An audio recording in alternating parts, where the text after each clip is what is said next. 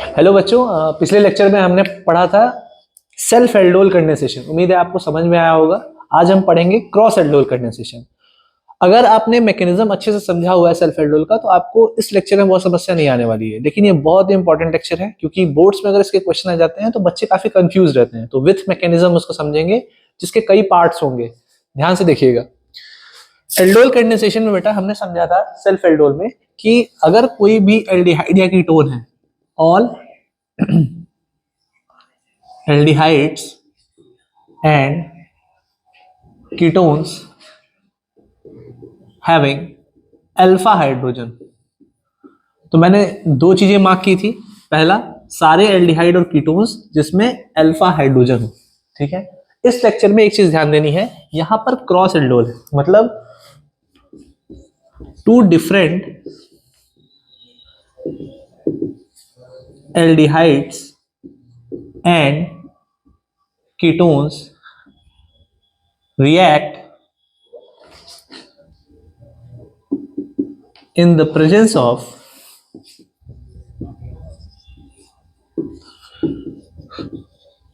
dilute alkali।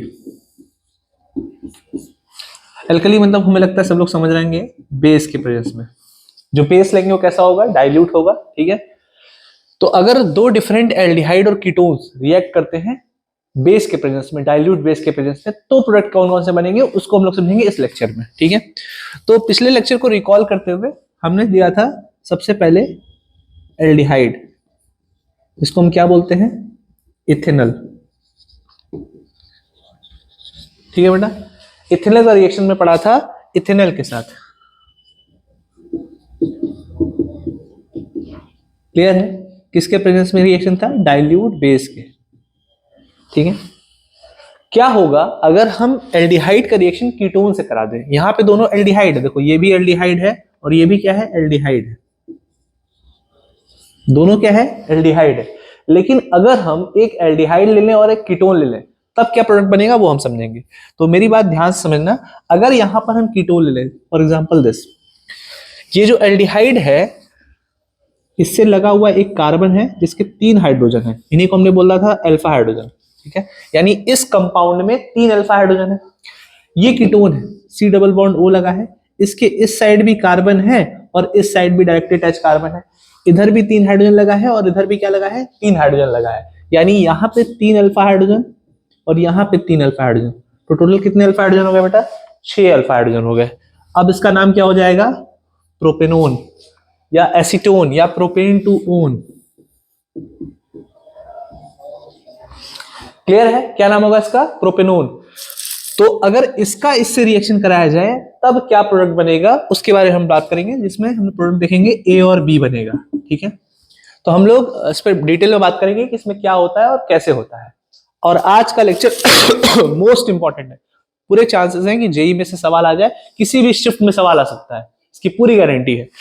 तो mechanism को समझते हैं हम लोग नेक्स्ट स्लाइड में।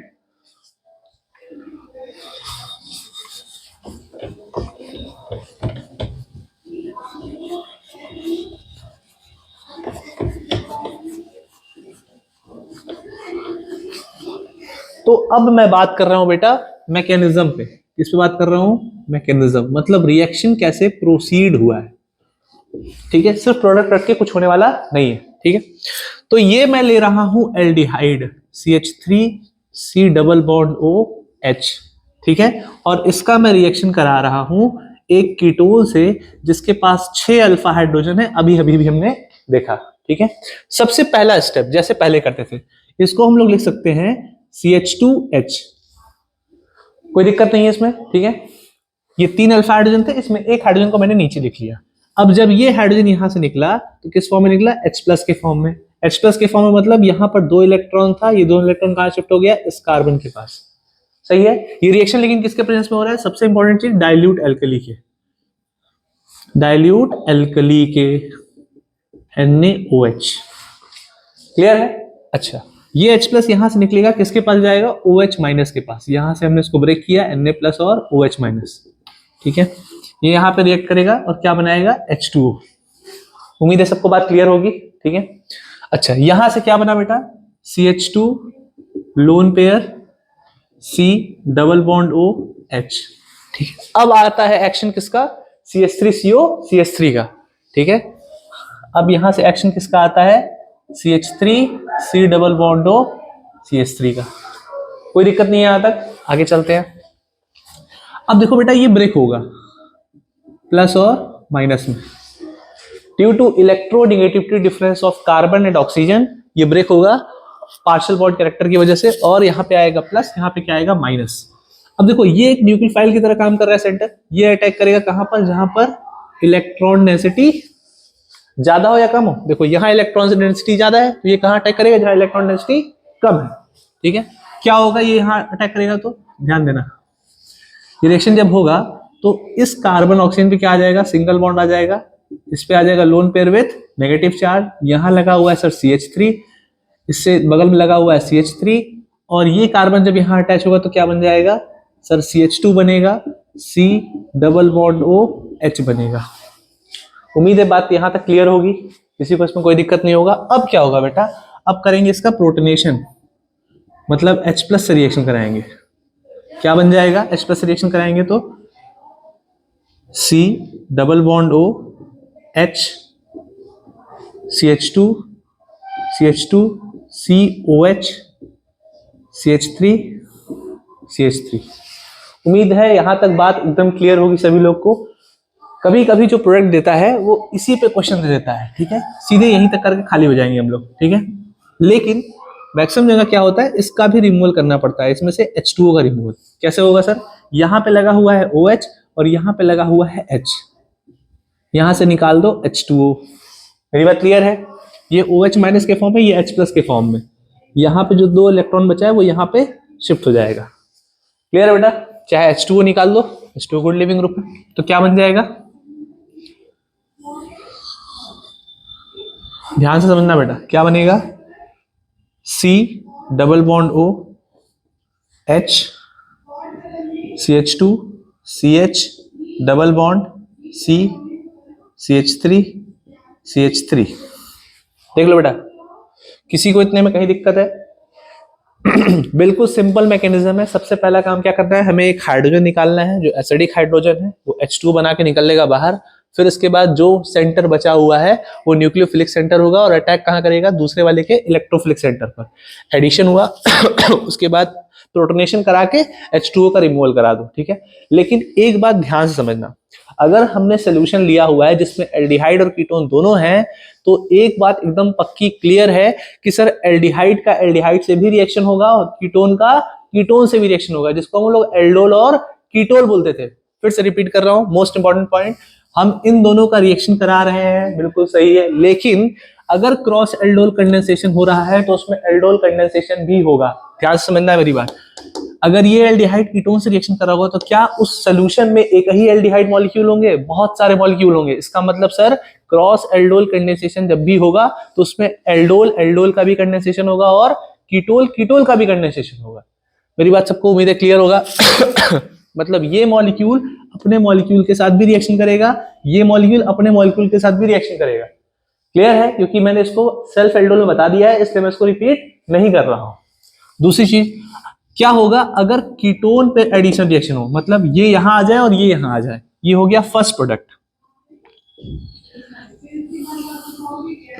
ये हो गया फर्स्ट प्रोडक्ट। सेकंड प्रोडक्ट में क्या होगा, अब मैं इसको यहां लिख रहा हूं, इसको यहां लिख रहा हूं, मतलब देखो CH3 CO CH3, पहले मैंने कीटोन लिया और बगल में क्या लिख रहा हूं, CH3 C double bond O H।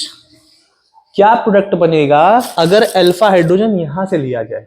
ठीक है, मतलब मैं इसको लिख रहा हूं बेटा CH2H, यहां से H+ वापस निकलेगा सर, ये दोनों इलेक्ट्रॉन यहां पर कार्बन के पास आ जाएंगे, फिर क्या बनेगा CH2 C double bond O CH3, यहां पर आया sir electron with negative charge. क्या मेरी बात सबको क्लियर है बेटा? देख लो आगे क्या करेंगे सर, अगला जो है वापस हम क्या लेंगे, एल्डिहाइड लेंगे, जिसमें हमें कराना है न्यूक्लियोफिलिक अटैक। ये ब्रेक होगा प्लस और माइनस में, इलेक्ट्रोन चेंज हुआ, कार्बन पे आया पॉजिटिव चार्ज, ऑक्सीजन पे क्या है नेगेटिव चार्ज। क्यों? क्योंकि सर ऑक्सीजन की इलेक्ट्रोनिटी ज्यादा होती है और कार्बन की इलेक्ट्रोनिटी क्या होती है, कम होती है। ठीक, अब क्या होगा, ये जो सेंटर है ये अटैक करेगा वापस कहाँ, जहां पर पॉजिटिव चार्ज है। ठीक है, क्या बनेगा सर, जब रिएक्शन होगा तो सबसे पहले क्या लिखोगे बेटा, ये लिखो। ठीक है, यह है कार्बन, कार्बन पे लगा है ऑक्सीजन, ऑक्सीजन से क्या लगाया है लोन पेयर, इस साइड लगा हुआ है हाइड्रोजन, नीचे में लगा रहा हूं CH3 और ये वाला सेंटर इससे अटैच हो जाएगा, तो क्या बनेगा CH2 CO, फिर इसके बाद CH3। सेम मैकेनिज्म है, सेम प्रोसेस है, तरीका ध्यान से समझ लो। अब इसका करेंगे सर प्रोटोनेशन, प्रोटोनेशन करेंगे तो H प्लस यहां जाकर अटैक करेगा, क्या बनेगा बेटा ध्यान देना, बन जाएगा sir C double bond O CH2 COH H CH3 CH3। उम्मीद है यहां तक की बात सबको क्लियर होगी, किसी को कोई दिक्कत नहीं होगी, आगे चलते हैं। अब क्या करो सर, अब हमें निकालना है H2, याद होगा पिछले स्टेप में मैंने निकाला था, सेम काम यहाँ भी करेंगे। तो H2 रिमूव करोगे तो क्या होगा सर, यहाँ पे जो एक हाइड्रोजन है उसको OH के साथ निकाल देंगे, सही है। क्या प्रोडक्ट बनेगा, बन जाएगा ये CH3 C double bond O, फिर इसके बाद CH double bond C H CH3। ये आया था फर्स्ट प्रोडक्ट, ये आया है सेकेंड प्रोडक्ट। उम्मीद है मेरी बात सबको क्लियर होगी। दो प्रोडक्ट बनेगा, मैं फिर से एक बार रिपीट करता हूं समराइज करके। हमने दो चीज लिए थे, एक एल्डिहाइड दूसरा कीटोन। सबसे पहले वाले में एसिडिक हाइड्रोजन कहां से निकला था, एल्डिहाइड से निकला था, यानी इथेनॉल से निकला था। ठीक है, दूसरे वाले में कहां से निकला है, प्रोपेनोन से निकला है। इसका मतलब ये हुआ कि दोनों के पास अल्फा हाइड्रोजन है तो किसी से भी निकल सकता है, इसीलिए मल्टीपल प्रोडक्ट बनते हैं। ठीक है, इस बात को याद रखना। फिर हमने क्या किया, इसका कीटोन से रिएक्शन कराया। ठीक है, किसके प्रेजेंस में, डाइल्यूट एल्कली के। सेम यहां भी रहेगा, मैं लिखना भूल गया हूं लेकिन अंडरस्टूड है। तो डाइल्यूट एल्कली के प्रेजेंस में रिएक्शन हुआ, OH माइनस निकला, यहां से अटैक किया H प्लस पे, H2O रिमूव हुआ, न्यूक्लियोफिलिक सेंटर बना, वो अटैक कहां किया, इलेक्ट्रोफाइल पर, जहां पर पॉजिटिव चार्ज है, उससे एडिशन रिएक्शन हुआ। फिर इसके बाद हमने प्रोटोनेशन करके रिमूवल ऑफ H2O कर दिया। मेरी बात क्लियर है बेटा, यही काम यहाँ पे भी कर दिए। तो यहाँ दो प्रोडक्ट बनता है, एकदम दिमाग में सेट कर लो, पूछेगा एग्जाम में। नोट कर लो बच्चों।